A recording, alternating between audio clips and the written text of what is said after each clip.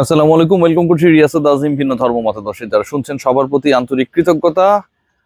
Captaincy নিয়ে বাংলাদেশ ক্রিকেটে একটা বড় ধরনের আলোচনা শুরু হবে এবং সেই আলোচনাটা অফিসিয়াল স্টার্ট হবে ঈদের আগেই। এবং আরো যদি স্পেসিফিক ভাবে বলি, আজকে 21 তারিখ, 24 তারিখে এ মাসে 24শে মার্চ এই আনুষ্ঠানিক আলোচনা দারুণভাবে প্রস্ফুটিত হবে। এটা নিয়ে অনেক আলোচনা, তর্ক বিতর্ক, হ্যাপিনেস আনহ্যাপিনেস, স্যাডনেস, অনেক কিছুই থাকবে। বাংলাদেশ ক্রিকেট বোর্ডে পরবর্তী যে বোর্ড সভা, সম্ভবত 19তম অথবা 20তম বোর্ড সভা, এত নাম্বারগুলো মনে থাকে না, সেটা অনুষ্ঠিত হতে যাচ্ছে আর মাত্র 3 দিনের মধ্যে, যেখানে অনেকগুলো আলোচ্য ইস্যু রয়েছে এবং অন্যতম প্রধান যে ইস্যুগুলো রয়েছে সেগুলোর একটা হচ্ছে বাংলাদেশ ক্রিকেট দলের, জাতীয় দলের ক্যাপ্টেন্সি ইস্যু। ক্যাপ্টেন্সি ইস্যু মানেই হচ্ছে নাজমুল হোসেন শান্ত জাতীয় দলের ক্যাপ্টেন থাকছেন কিনা, সেটা একটা বড় ইস্যু। যদি থাকেন কয় ফরম্যাটে থাকবেন সেটা ছোট হলেও বড় ইস্যু। টি-20 ফরম্যাটে নাজমুল হোসেন শান্ত ক্যাপ্টেন থাকবেন না, এটা মোটামুটি ডিসাইডেড, সেটেলড। সেই জায়গাটায় বাংলাদেশ ক্রিকেট বোর্ড কাকে রাখছে সেটাও একটা ইস্যু। এর সাথে অ্যাড হয়েছে যে বাংলাদেশ দলে অলওয়েজ আমরা দেখি যে বড় টুর্নামেন্টের আগে একজনকে ভাইস ক্যাপ্টেনের দায়িত্ব দেয়া হয়, কিন্তু রেগুলার ভাইস ক্যাপ্টেন বা রেগুলার ভাইস ক্যাপ্টেন্সির জায়গায় আসলে আমরা কাউকে দেখি না।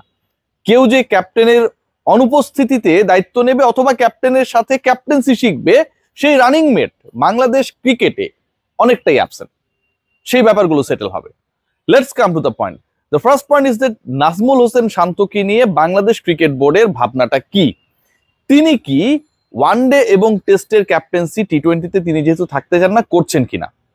আগে টি-20 আলোচনাটাই করি।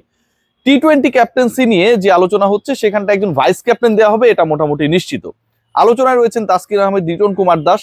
লিটন কুমার দাস আলোচনায় যতটুকু তার ক্যাপাবিলিটি অফ ক্যাপ্টেন্সি নিয়ে, তার থেকে বেশি তিনি আলোচনায় তার পারফরম্যান্স নিয়ে।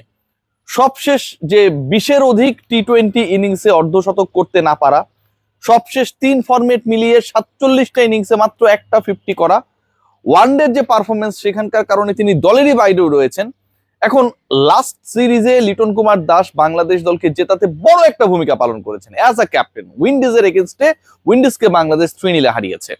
সেই লিটন কুমার দাসের অসাধারণ ক্যাপ্টেন্সির উপর নির্ভর করে লং রানে টি-20 ক্যাপ্টেন তাকে বানানো হবে কিনা। এবং লিটন কুমার দাসকে টি-20 ক্যাপ্টেন বানানো মানে কিন্তু পরবর্তী এশিয়ান ইভেন্ট এবং পরবর্তী আইসিসি ইভেন্টসের জন্যই তাকে ক্যাপ্টেন বানানো। খেয়াল করে দেখবেন বাংলাদেশে এশিয়া কাপ রয়েছে সেপ্টেম্বর অক্টোবরের ওই সময়টায়। যখন বাংলাদেশ এশিয়া কাপ খেলবে টি-20 ফরম্যাটেই খেলবে, কারণ পরের ওয়ার্ল্ড কাপটা অথবা পরের আইসিসি ইভেন্টটা হচ্ছে টি-20 ফরম্যাটে। আবার পরের বছরে ভারতে রয়েছে টি-20 বিশ্বকাপ। সো আপনি যদি কাউকে ক্যাপ্টেন্সি দেন রাইট নাও, নাজমুল হোসেন শান্তকে সরিয়ে বা নাজমুল হোসেন শান্ত স্বেচ্ছায় সরে যাবার পর, তাহলে তাকে তো অন্তত এশিয়া কাপ, ওয়ার্ল্ড কাপ পর্যন্ত অন্তত একটা বছরের জন্য ক্যাপ্টেন্সি দেওয়া হবে। লিটন কুমার দাসের অ্যাকর্ডিং টু হিজ পারফরমেন্স দলে থাকাটা যখন অনেকটা সংশয়ে, সেই অবস্থায় তাকে বাংলাদেশ ক্রিকেট বোর্ড ক্যাপ্টেন্সি দিবে কিনা, এটা হচ্ছে মূল আলোচনার বিষয়। এবং যেই আলোচনাটা 24 তারিখের বোর্ড মিটিংয়েও থাকছে। তার সাথে কম্পিটিটর হিসেবে যিনি রয়েছেন তাসকিন আহমেদ, তার আবার অসাধারণ পারফরমেন্স। ক্যাপ্টেন হিসেবে তিনি, আপনারা সবাই জানেন যে দুর্বার রাজশাহীর হয়ে ক্যাপ্টেন্সি করেছিলেন একদম বিপিএল এর লাস্ট ফেজটায়। সেখানটায় তাসকিনের ক্যাপ্টেন্সি অসাধারণ ছিল। অনেক হেকটিক সিচুয়েশনস এর মধ্য দিয়ে দল যাচ্ছিল শুরুর দিকটায়। সেখান থেকে একটা সময় মনে হচ্ছিল তারা প্লে অফে খেলে ফেলবে। তাসকিন আহমেদ ওই পার্টিকুলার টুর্নামেন্টের হাইয়েস্ট উইকেট টেকার ছিলেন, তিনি বেস্ট বোলিং ফিগারের মালিক ছিলেন। পরবর্তী সময়ে বাংলাদেশ দল যখন চ্যাম্পিয়ন্স ট্রফি খেললো, সেখানটার কনসিস্টেন্ট পারফরমেন্স যারা ছিলেন তাদের মধ্যে তাসকিন একজন। সো তাসকিনের পারফরমেন্স নিয়ে প্রশ্ন তোলার কোনো সুযোগ নেই, আবার ক্যাপ্টেন্সি যখন করেছেন সেটা নিয়েও প্রশ্ন তোলার সুযোগ নেই। তাসকিনের আরো একটা প্লাস পয়েন্টের জায়গা হচ্ছে তাসকিন আহমেদ বাংলাদেশের সবশেষ টি-20 ফরম্যাটে যে বিশ্বকাপটা খেলেছে বাংলাদেশ, সেখানটার আবার ভাইস ক্যাপ্টেন ছিলেন, যেটা ইউএস এবং উইন্ডিজে হলো।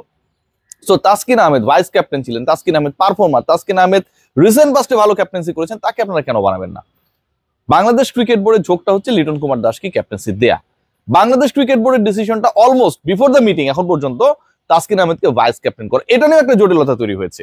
জটিলতা যেটা হয়েছে সেটা হচ্ছে তাসকিন আহমেদকে যদি ভাইস ক্যাপ্টেন করা হয়, according to the career Liton Kumar দাসের আগে তাসকিন আহমেদের ডেবু হয়েছে, নাম্বার 1। এটা অনেকটা ইগোইস্টিক ইস্যু কিন্তু হয়ে যায়, আপনি যাই বলেন, যতই বলেন যে আমরা আসলে একসাথে খেলি, এগুলো আসলে হয় না। সেকেন্ড যে পয়েন্টটা সেটা হচ্ছে অ্যাকর্ডিং টু পারফরমেন্স এবং according to the previous experience, যেহেতু তিনি ভাইস ক্যাপ্টেন আগেও ছিলেন, সাকিব আল হাসানের অনুপস্থিতিতে তারই তো ক্যাপ্টেন হওয়ার কথা। সেই জায়গাটাও কিন্তু একটা বিবেচ্য বিষয়। তারপরও বাংলাদেশ ক্রিকেট বোর্ড, ফারুক আহমেদ তার বোর্ড চায় লিটন কুমার দাসকে ক্যাপ্টেন করতে। Point number 1 discussed. Second point যেটা, নাজমুল হোসেন শান্ত কয় ফরম্যাটে ক্যাপ্টেন থাকছেন, তিনি কি ক্যাপ্টেন্সি ছেড়ে দিচ্ছেন? ওয়ানডে এবং টেস্টে তিনি থাকবেন না। এই প্রশ্নের উত্তরটা হচ্ছে নাজমুল হোসেন শান্ত তিনি ক্যাপ্টেন্সির জায়গায় ওয়ানডেতে তো ছাড়ছেন না, বরং বাংলাদেশ ক্রিকেট বোর্ড নাজমুল শান্তকে লং রানে ওয়ানডে ক্যাপ্টেন রাখতে চায়। এটা হচ্ছে পয়েন্ট। দ্বিতীয় পয়েন্ট যেটা, টেস্ট ক্যাপ্টেন্সির জায়গায় নাজমুল হোসেন শান্তর ভার কমানো, প্রেসার কমানো, তিনি যেন ওয়ানডেতে আরো বেশি ক্যাপ্টেন্সিতে ফোকাস দিতে পারেন, ব্যাটিংটা যেন আরো বেটার করতে পারেন, অন্য যে ফরম্যাট গুলো নিয়ে সমস্যা রয়েছে সেগুলোতে যেন আরো বেশি কনসেন্ট্রেট করতে পারেন, সেইগুলো হিসাব করে নাজমুল হোসেন শান্তকে কি টেস্ট ক্যাপ্টেন্সি থেকে সরানো হবে? মেহেদী হাসান মিরাজ কি টেস্ট ক্যাপ্টেন হচ্ছেন? ডেফিনেটলি খুবই ভ্যালিড কোয়েশ্চেন। একটা সময় নাজমুল হোসেন শান্ত নিজেই চাচ্ছিলেন যে তিনি ক্যাপ্টেন্সির ভার থেকে মুক্ত হবেন, বাট এখনকার সিচুয়েশন যা, তাতে নাজমুল হোসেন শান্ত ওয়ানডে ক্যাপ্টেন থাকছেন এবং ওয়ানডেতে বাংলাদেশ ক্রিকেট বোর্ড তার ডেপুটি হিসেবে অফিসিয়ালি, যেটা এর আগে অনেকটা সিরিজ বা টুর্নামেন্ট ওয়াইজ ছিল, মেহেদী হাসান মিরাজকে লং রানের জন্য বিবেচনা করছে, সেই অ্যানাউন্সমেন্ট আমরা পাবো। What about the test? এটা সবচেয়ে ট্রিকি জায়গায় রয়েছে। নাজমুল শান্তকে টেস্ট ক্যাপ্টেন রেখে দেওয়া অথবা নাজমুল শান্তকে টেস্ট ক্যাপ্টেন্সির ভারমুক্ত করে মেহেদী হাসান মিরাজকে ক্যাপ্টেন বানিয়ে দেয়া। এই প্রশ্নের উত্তর খুঁজতে গিয়ে আমি যতটুকু বাংলাদেশ ক্রিকেট বোর্ডে কর্মকর্তাদের সাথে কথা বলে এবং ক্রিকেটারদের সাথে কথা বলে জানতে পেরেছি, এখানটাও অনেকটা ওয়ানডের পুনরাবৃত্তি হতে যাচ্ছে। ইট মিনস নাজমুল হোসেন শান্ত ওয়ানডের পাশাপাশি টেস্টেও ক্যাপ্টেন থাকছেন এবং পেয়ার যেটা শান্ত মিরাজ, ওই পেয়ারটাই আসলে অপরিবর্তিত থাকছে। নাজমুল হোসেন শান্ত তিনি ক্যাপ্টেন থাকবেন এবং নাজমুল হোসেন শান্তর ডেপুটি হিসেবে ওয়ানডেতে যেমন মেহেদী হাসান মিরাজ থাকছেন, টেস্টেও মেহেদী হাসান মিরাজকে বাংলাদেশ ক্রিকেট বোর্ড তার ডেপুটি হিসেবে রাখতে চায়। তার মানে বাংলাদেশ দলের আপনারা যে ট্যাগলাইনটা দেখেছেন, নেতৃত্বের যে জায়গা, ডিস্ট্রিবিউশন 3 ফরম্যাটে, সেখানটায় আমরা 4টা নাম পাচ্ছি। নাজমুল হোসেন শান্ত একটা নাম, লিটন কুমার দাস একটা নাম, মেহেদী হাসান মিরাজ একটা নাম এবং তাসকিন আহমেদ একটা নাম। এই যে 4 জন, এই 4 জনই বাংলাদেশ ক্রিকেট দলের লং রানে আগামী নেতা এবং উপনেতা। সবচেয়ে বড় ব্যাপার যেটা, সেটা হচ্ছে নাজমুল হোসেন শান্তকে রেখে এবং নতুন করে লিটন কুমার দাসের টি-20 ইনক্লুশনটা, এটাই হবে সবচেয়ে বেশি আলোচিত বিষয় আপকামিং ডেজে। কারণ বাংলাদেশ ক্রিকেট বোর্ডের সভার পরে যখন এটা অফিসিয়াল হয়ে যাবে, তখন নিশ্চিতভাবেই এটা বিভক্তি তৈরি হবে যে আসলেই বাংলাদেশ ক্রিকেট বোর্ড কোনটাকে প্রাধান্য দেয়। পারফরম্যান্স, দলে থাকার অবভিয়াস যে ইস্যুটা, আমরা এর আগে আমরা বলেছি না যে তাসকিনকে আমরা ক্যাপ্টেন করতে চাই না কেন, কারণ তাসকিন ইনজুরি প্রবণ। তিনি তো অধিকাংশ ম্যাচে অথবা নাম্বারস অফ ম্যাচে তিনি কোনো কারণে ইনজুর্ড হয়ে গেলে 11-এর স্কোয়াডের বাইরে থাকবে, তখন কে ক্যাপ্টেন্সি করবে? এই প্রশ্ন যেমন ভ্যালিড যে তাসকিন ইনজুরি প্রবণ পেসার, তাই না? এটাকে আমরা তো ভ্যালিড বানিয়ে ফেলেছি।